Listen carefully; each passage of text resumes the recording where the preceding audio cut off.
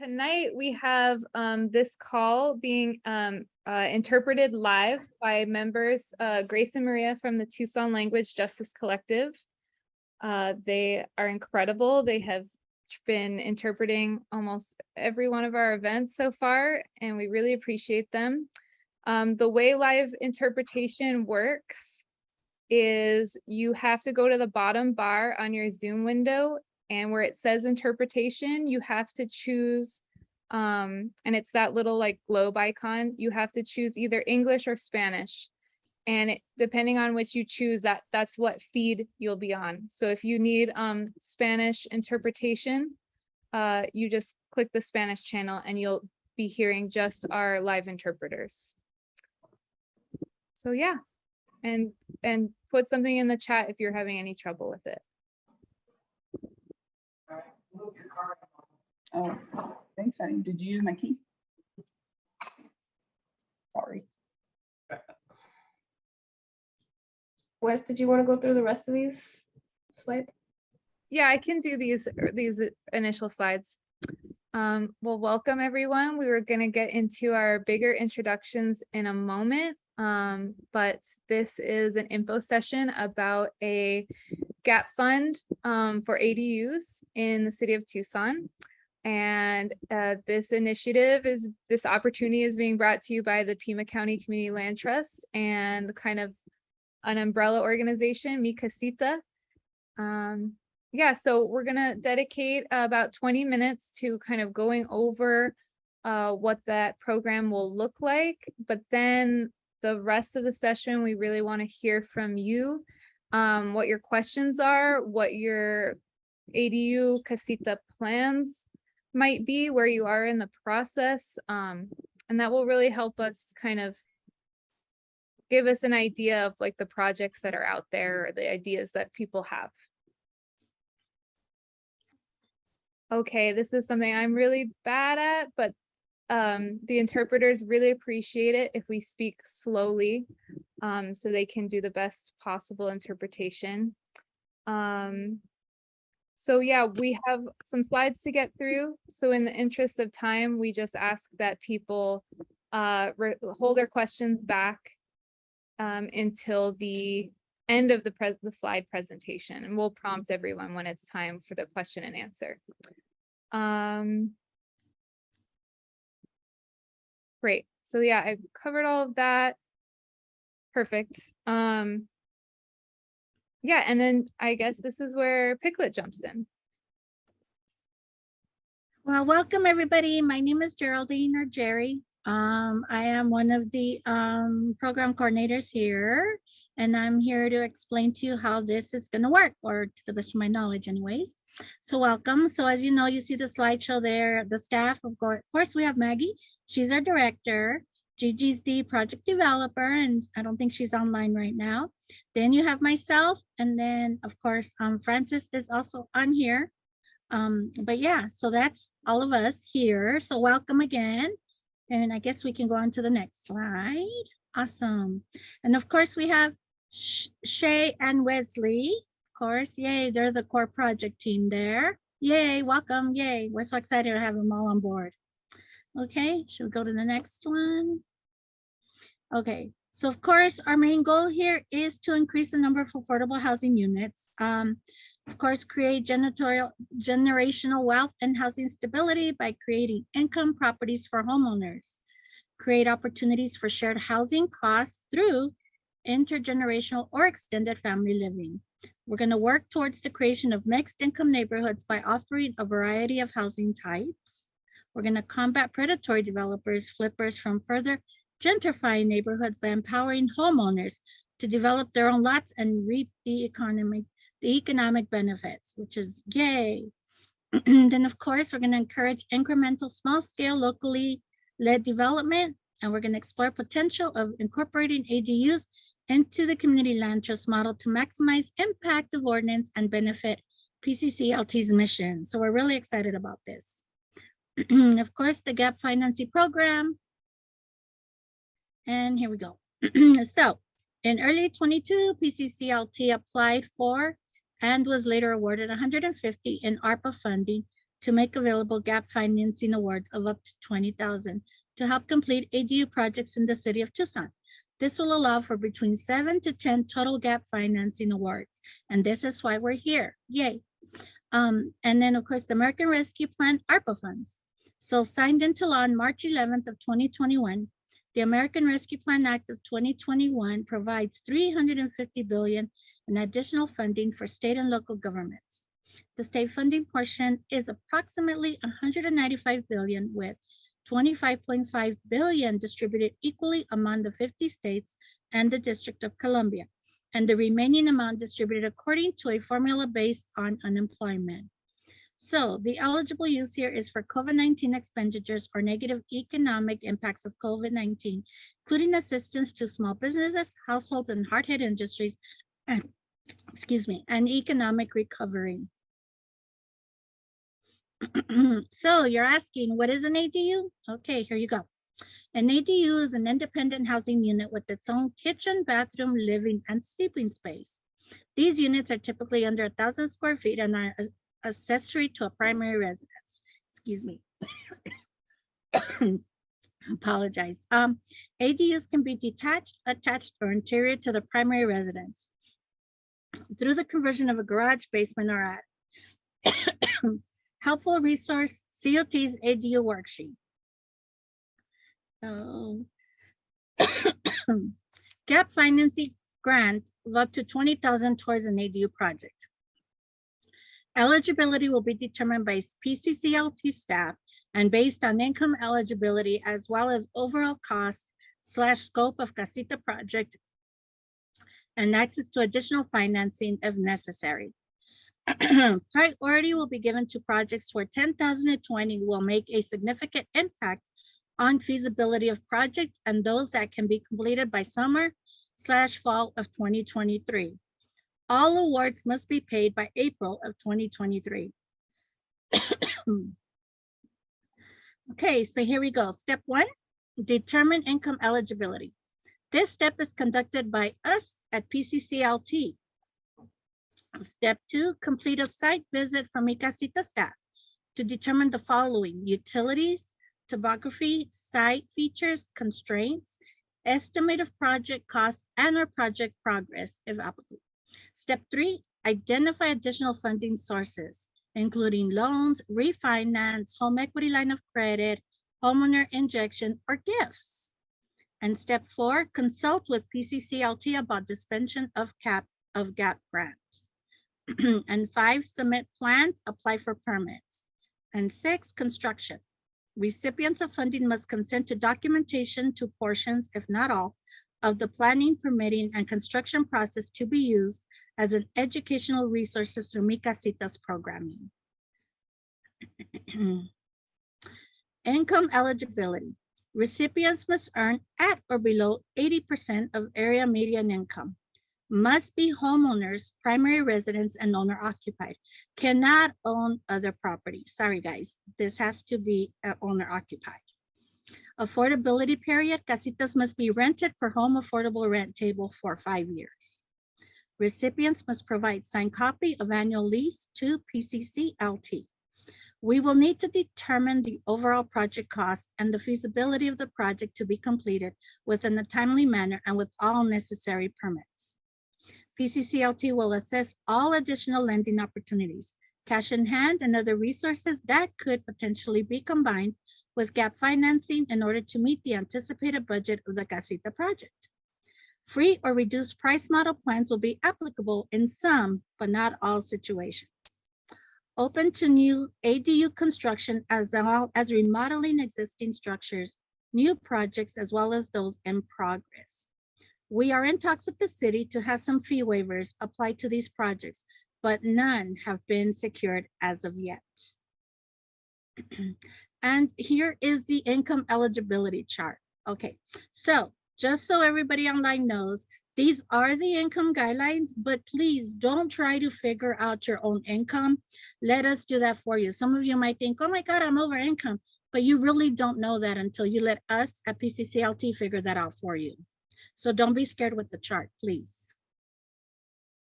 So how did it explain, go back to that slide. So The way that you determine income eligibility based on this chart, you go to this first equal to or less than 80% of median income. So it's dependent on the people and number of people in your household, and it's all of the income in the household.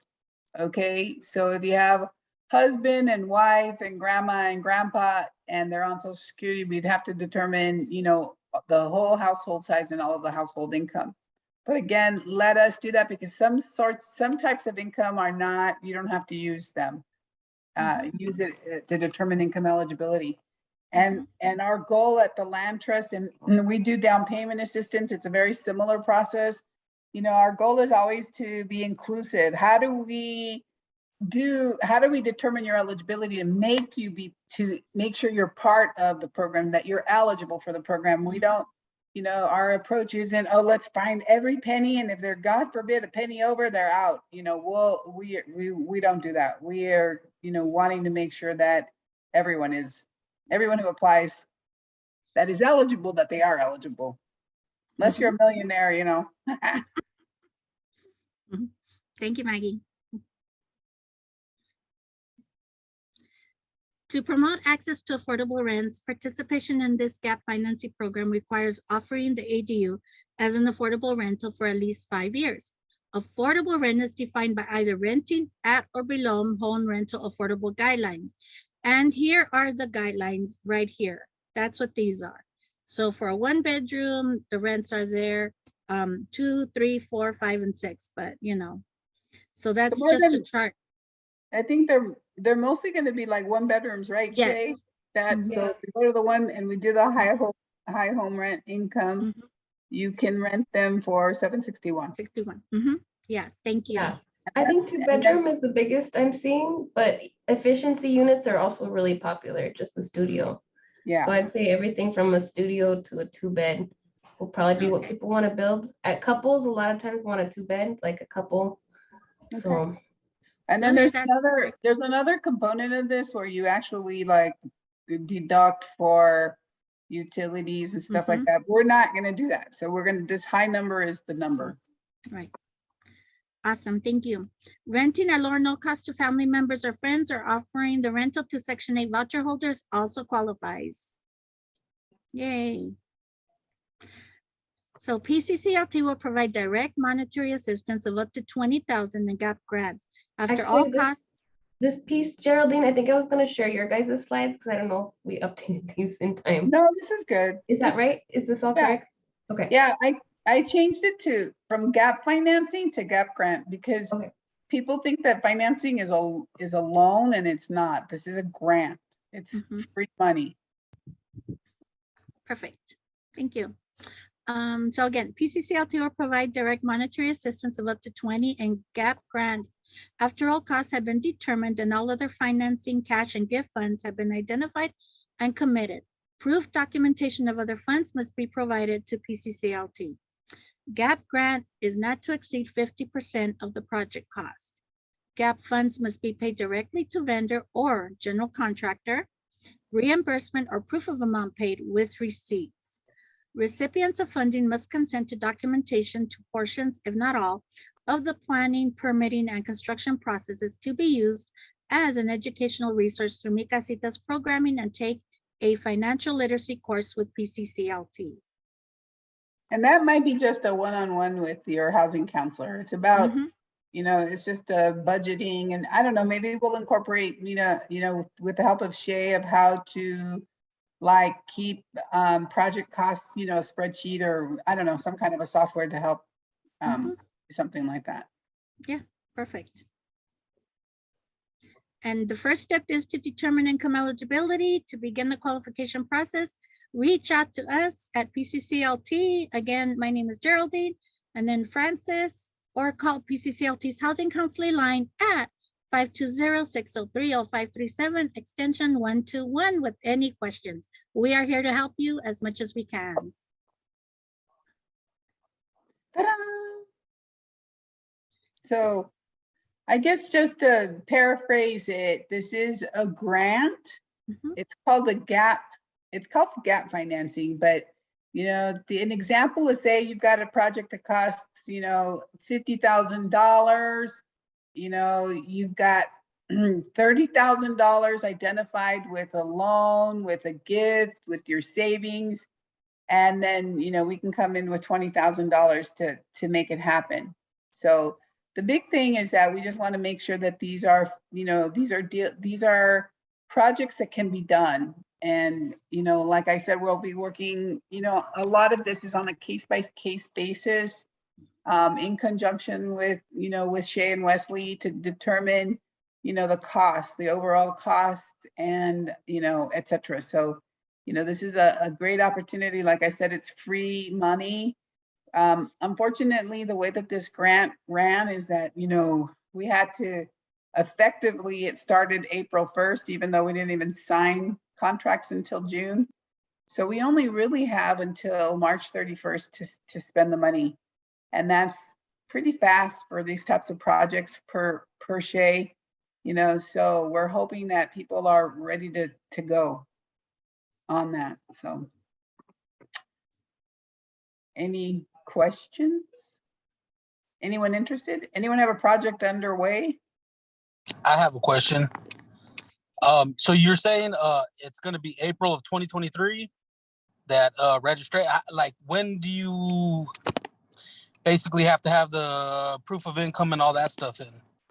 Well, we need to start that like now. So yeah, but the actual, you know, spending the money, giving the grant out is like, there's that whole process. So it just really depends, Anthony, where you're at in the process.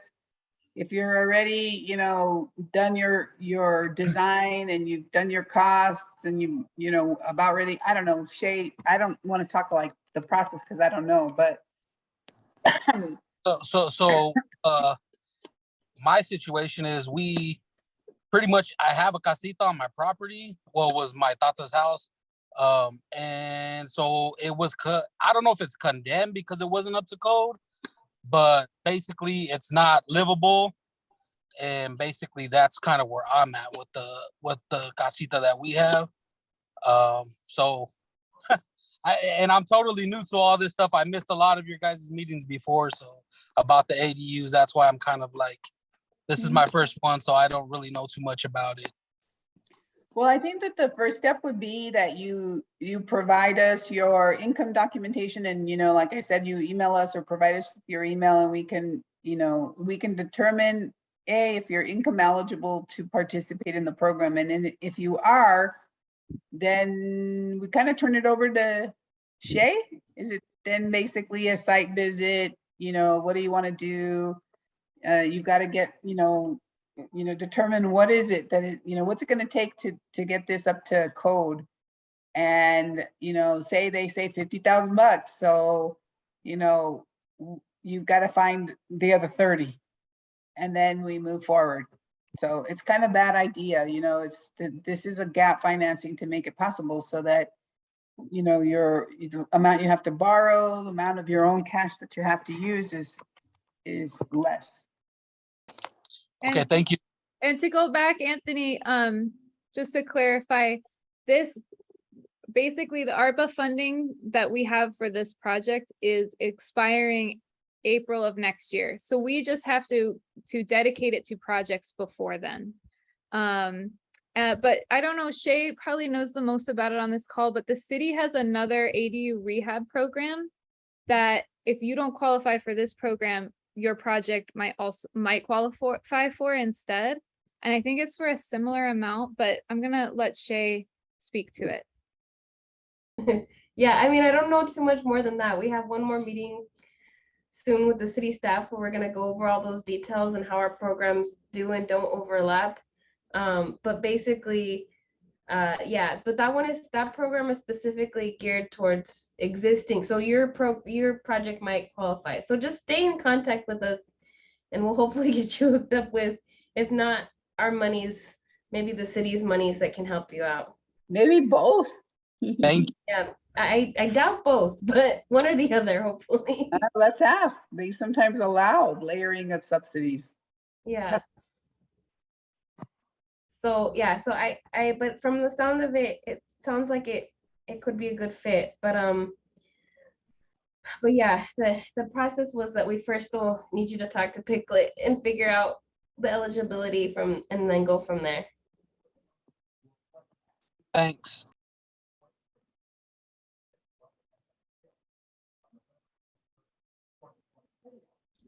So what do y'all think? Does it sound something doable? Is it, do you guys have, are, the wheels turning in your heads? Are you thinking there's a project that you may have?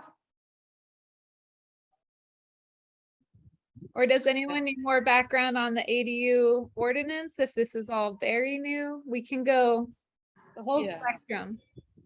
I mean, I went to the city and saw the steps and all that. So, I did research that, and then all of a sudden I saw your program. So I think it's making it a lot more foreseeable that I could start, the whole process. I'm excited. Yeah, I'm curious, are people ready to go right now? Are you all?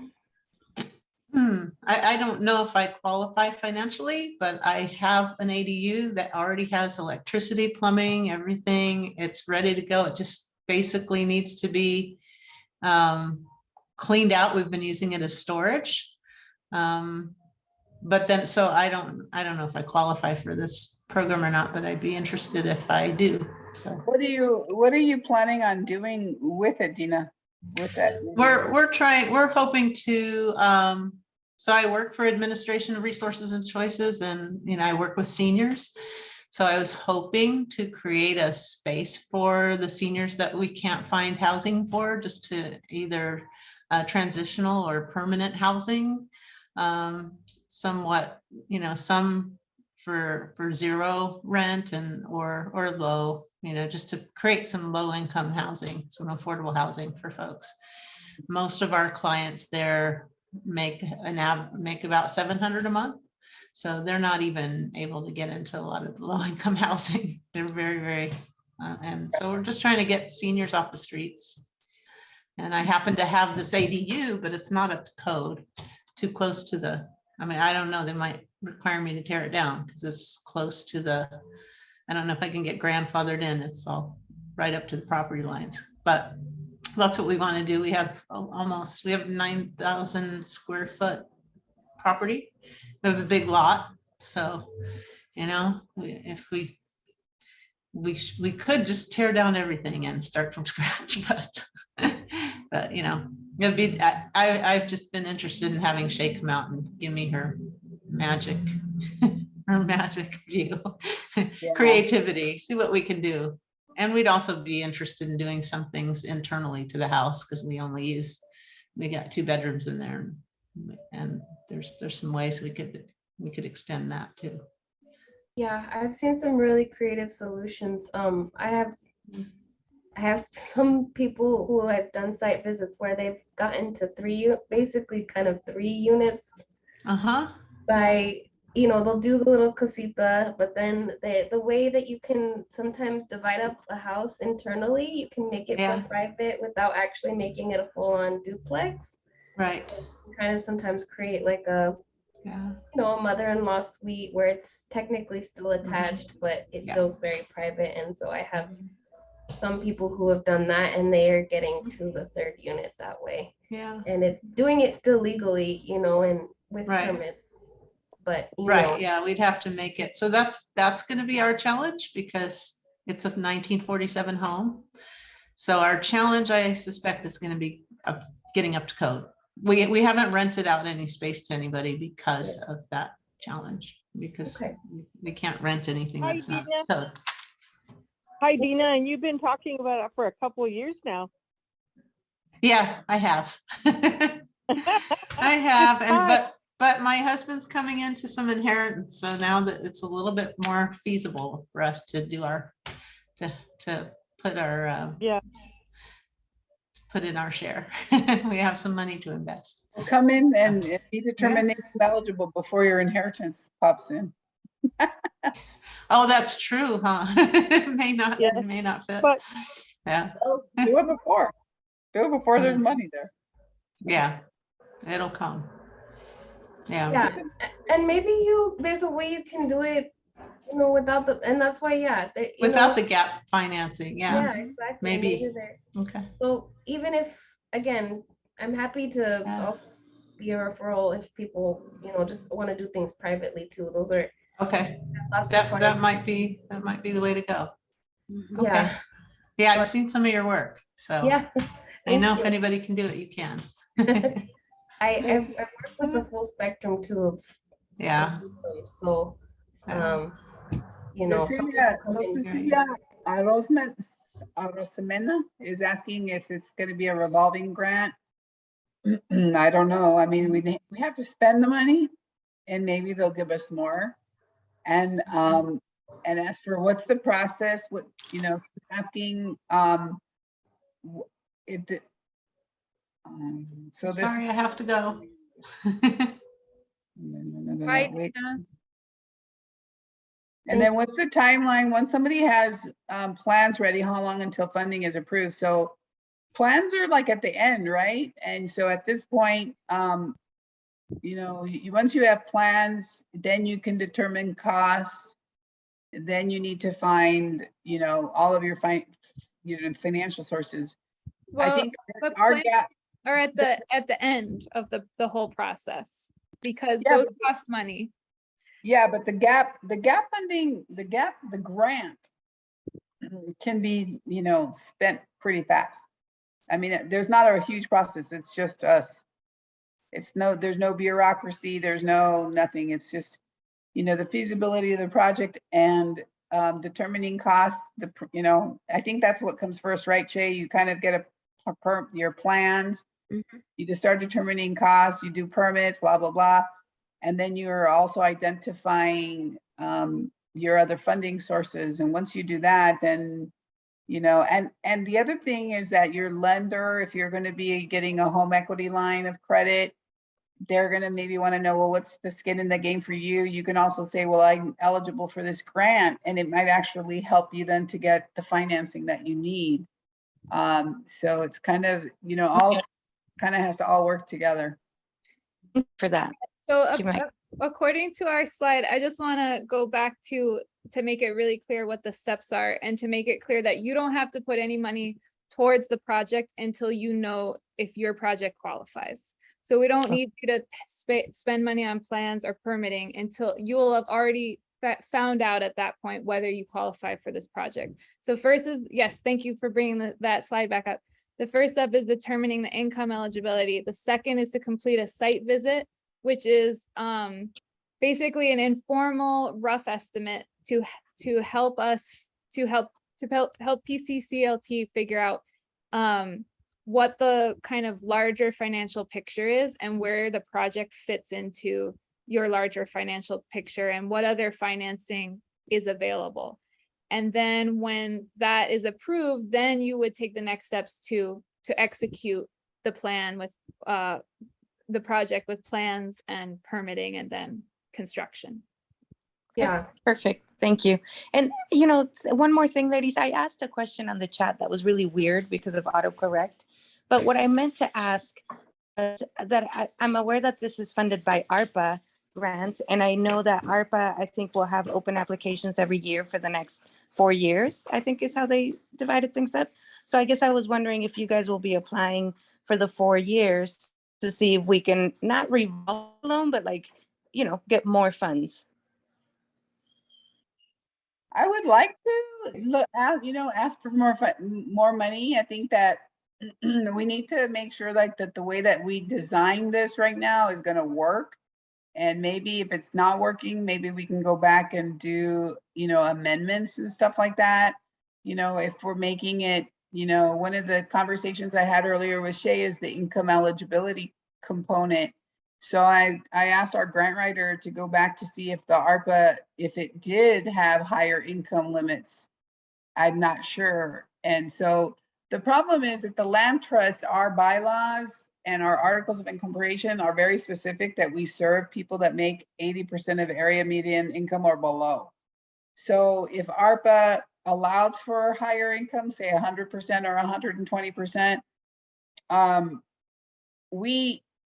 we wouldn't be eligible unless we went back and changed our articles of incorporation, which I think we need to probably do in this market right now. That's something that we've been discussing so that we can serve higher income people, higher than what we're used to, and be able to still, provide those the services. So that's kind of an administrative and kind of the way that the land trust is set up. And, but I don't think that's a huge leap. And so we'll look into that. So even if you're over those income parameters, I kind of would like to see if people are at the 100 or 120, and then maybe we can go back and ask for an amendment of the contract. So don't count yourself out if you're also thinking, and I'm sorry we didn't say it to the lady that just got off too, because but you guys I think know who she is. This is I just want to know, like, from the call, and it's unfortunately, like I said, we're getting this off. We had to design it. We just signed the contract. It was so fast that we're really behind. And so we're just trying to, we want to spend the money. That's one of the things that, so we want to, and then to answer your question, Cecilia, is that if we can spend the money, then it looks better for us to ask for more money, right? Versus we don't spend it and we ask for more. Right. And then I had one last question. Thank you for that, Maggie. That makes sense. But the last question was about the part that says that you can't own any other properties and that you must be a primary occupant. What I'm wondering about that is what happens when the owner of the property has had, this is a question for Maggie, has another person on that loan. So they bought it together, right? Two people on the loan, but the one that actually lives there is the one that lives there, right? The one that's the second person on the loan, say, owns another property. Are they disqualified? We had that kind of question the other day, and yeah, I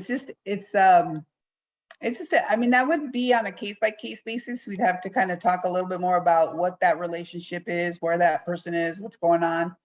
One of the things that we want to know, we really want to make sure that we're helping homeowners to build a casita, either, to augment their income. That's kind of how we designed it. We're going to help lower income people who have houses that maybe need a little extra help to be able to build a casita that then will provide them with income to offset their income, and also at the same time provide an affordable housing option for someone in the community.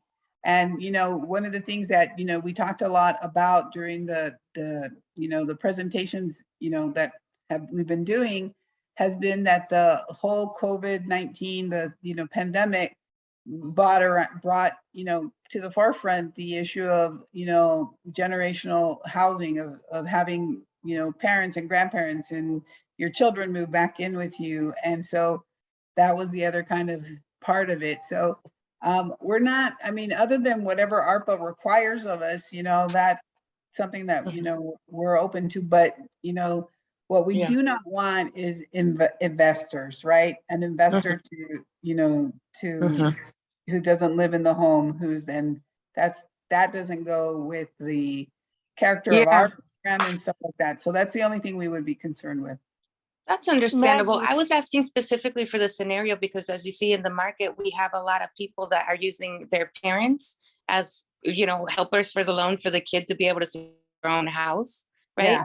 And so in that case, when it's familiar, right, that like the mom lives in Wisconsin or whatever, right? But she helped the kid, so she's on the loan. That's the kind of scenario, and we can talk about it later, Maggie. You and I, for sure. But putting it like that, like having a like a co-borrower on there for financing purposes. Yeah. When you do, when you ask for down payment assistance, that's something that you can't do precisely because you would have to use the income of that other co-borrower to determine eligibility. So that Maggie. more than anything, that's the if whatever, I mean, one of the things we are stuck with is the income parameters and also how to determine the income, and it's that's one of them. unless we, talk to the powers that be and get those types of things, Maggie, resolved. Yes. Mag- Mate? can someone do a quit claim deed? Like she said about that, no, they're living, say, in Wisconsin and they're on the loan, but they're not really any involvement in the house other than they're on the ownership. Can The they only- quit claim deed that? They could, but then sometimes when you do quick claim deeds, there's a due on sale. That's considered kind of a transfer, and you have to be careful with your lender. The lender was counting on that other co-borrower for making the payments, so I wouldn't recommend it because it can trigger other things that then I don't want to be responsible for that are not good. In which case I would suggest that that person, if their financial situation has improved, then, just get that other person off the loan and own it free and clear. But Cecilia, we can talk about that for sure. Thank you. I got a question. Maybe somebody can answer it. Okay, so my situation is the house that I live in is 5 generations in my family, but my mother owns the house, and it's gonna be basically I'm gonna inherit the house. She's already asked me to put my name on, basically take the deed or whatever. I just don't really know too much about that, so I haven't done it yet. So obviously that would affect everything. So it would be coming off of her income or whatever it is. Yeah, if she owns the house right now, then it would have to be the eligibility component would have to be based on her. If she adds you on it, then it would be you and her. Now, Anthony, do you own another house right now, or do you? No, this still- is my primary. So, and my question is, so if she does, well, because she's been telling me to she was gonna add me to it. I basically chickening out. Would that, so if it was both of our names on it, would it affect anything? Well, you know what? That's something that's really, talk to the housing counselor, talk to Jerry or Francis first, because then what happens, it may be better if your mom does it because she may be eligible. If you're on it, then both of your incomes have to be used, and then you may be not eligible for it.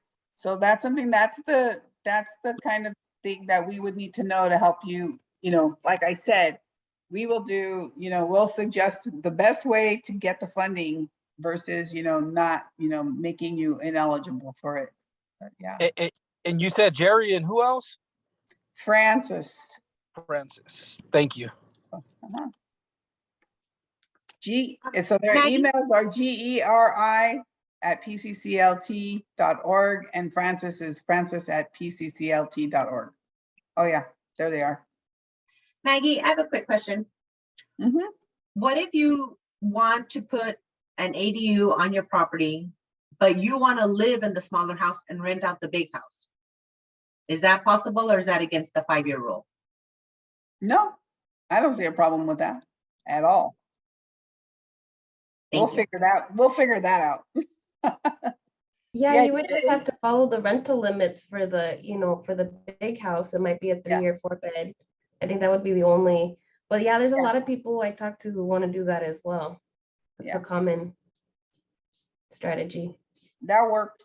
Let's do it, Ercilia, come on. We have money to give. We have money burning in our pockets. I love it when you say those words, Maggie. Say them again, will you? Uh-oh, am I being recorded? No. Yeah, we really do want to spend this money, folks. It's like, and like I said, so even if you think you're over income, please let us know that, you've got to, if you have a project on the horizon, and that's going to also help to determine whether or not we go back to the city, if it's even feasible to increase the income limits. That's something, I didn't know that was an option, but because I didn't write the grant.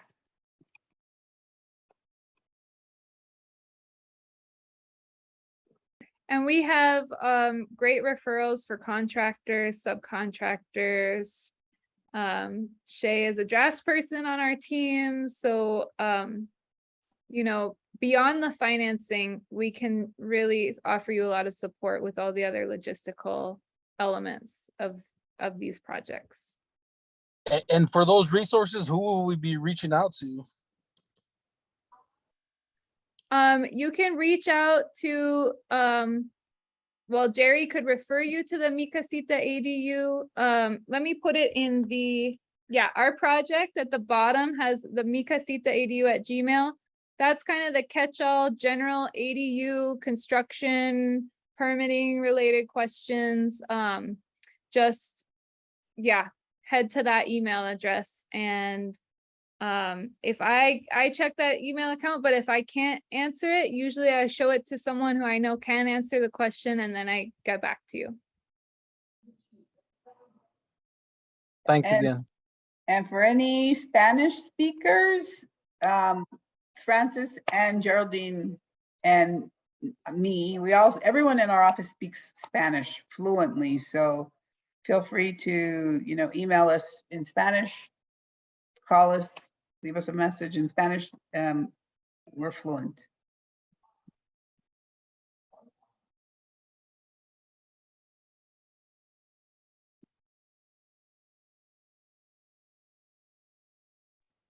I just want to take a second and just say thank you, ladies, for the work that you have put together. I've been part of the Escuelita classes that you've been putting up. And then I also appreciate the fact that you're putting them on YouTube, because when I want to doze off to sleep, sometimes, no offense, but I'll read one that I've already seen, because I believe that will seep into my subconscious as I sleep. And that is thanks to you doing it on YouTube and doing it on video like this. So I really, really just wanted to say thank you. It's helping. It's helping.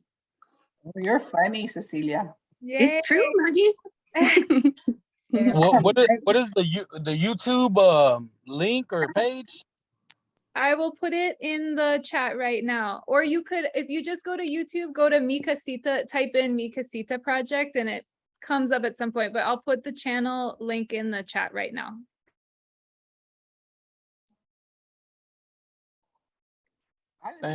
I listen to sermons to put me to sleep. You're listening to us. That's funny.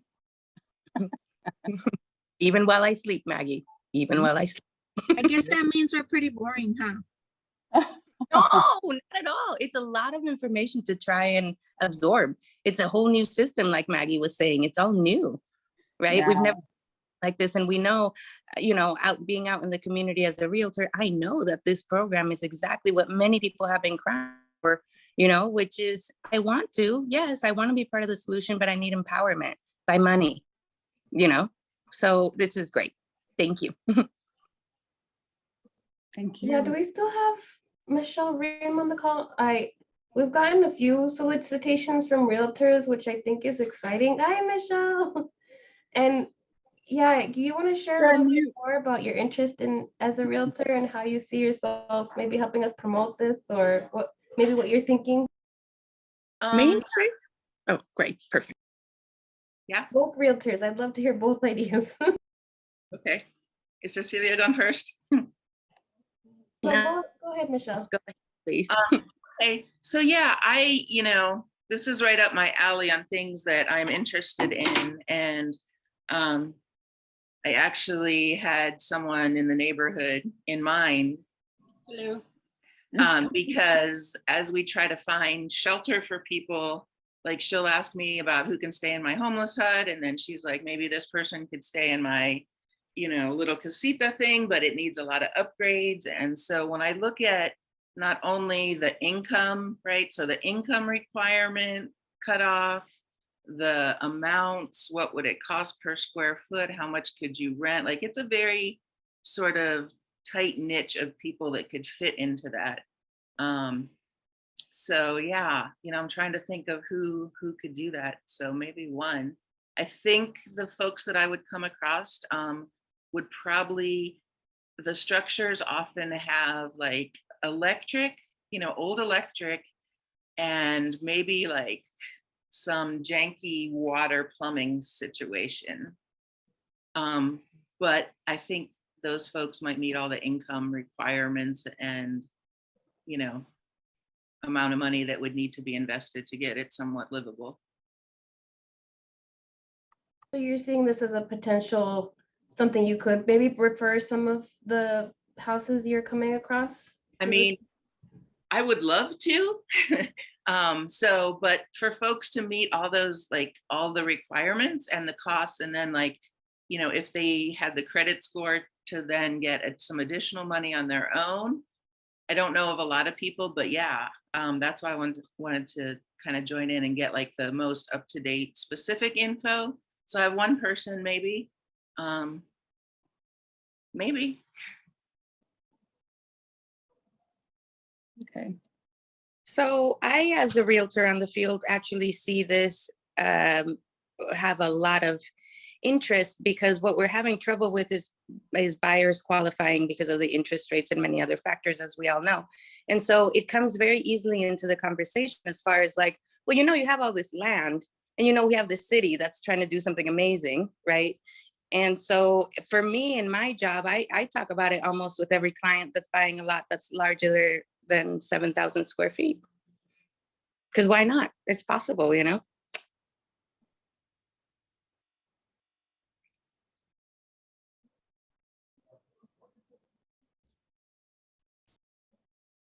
Yeah, and I think there was interest kind of just in casitas, just in general from some realtors, just I think maybe as an additional maybe selling point, you know, again, like you're saying, it's amazing how many lots in Tucson are just dirt. Like there's literally nothing back there and they're flat. It's like the perfect conditions for infill. So, you know, the sewer water is already there, you know, you don't have to do too much. So, and there's a lot of lots that are like that are R2 and R3, and they still just haven't been built out yet. So I'm finally starting to get those clients too, where like the light bulb is going on that like, oh my gosh, I've been sitting on this potential income lot for a long time, and they're already homeowners, you know. So Yeah. I'm hoping we get more of those people too aware, you know. It's a good program. You build it, they will come. So I got a question. Does anybody know, like, as far as impact fees and all that, like what they're going at, the rate is now? That I know, before I knew somebody and I know like impact fee, I want to say was for water. I don't remember what it was for, but I know it was around 10 grand. Are they still, I'm pretty sure they're still high, but does anybody know what the fees are right now? Yeah, I have a pretty good handle on that. We have that in our other, also we have all the calculators, because there is an impact fee calculator you can use online. It's in one of our YouTube presentations, but those for like this size, if you're thinking of building like around like either 500 to like, it's calculated by square footage too. So the bigger you build, the bigger your fees will be. But basically they're coming in for casitas I've built between like a studio to a 2-bed, they're coming in around like $1,000 to $2,000. But the big fee, which will be waived, thank God it's been waived, is the meter fees. So you have to, on top of the impact fee, you have to pay a utility meter fee for your water and for your gas and for your electricity. So hopefully you're just using water and electricity and you can avoid the gas meter fee, because for most little casitas, you don't need gas, and like it's a luxury. You can do everything electric, and you can do everything just between electric and water. So why pay the extra fee? So I really encourage people just to do water and electric for your utilities. But now the city just changed it as a result of I feel like a lot of our participants in this process have been saying that was a huge barrier. So now they're allowing these casitas to tie into your existing utilities, so you don't have to pay those meter fees. So now really your soft costs, which is all your costs that are not directly hard costs, material and labor to construction, all of those costs should be somewhere between max, like you're gonna probably pay a draft person maybe for plans. That's a cost you have to consider. We are gonna talk to the city. We have a meeting coming up soon where we're gonna ask to maybe get some of those impact fee impacts fees waived based on the fact that in exchange for, you know, going through this program and committing to affordability, the city does do impact fee waivers for developers who are doing affordable housing. So we're gonna see if we can get the same discount here. So maybe we can't, but it's not guaranteed.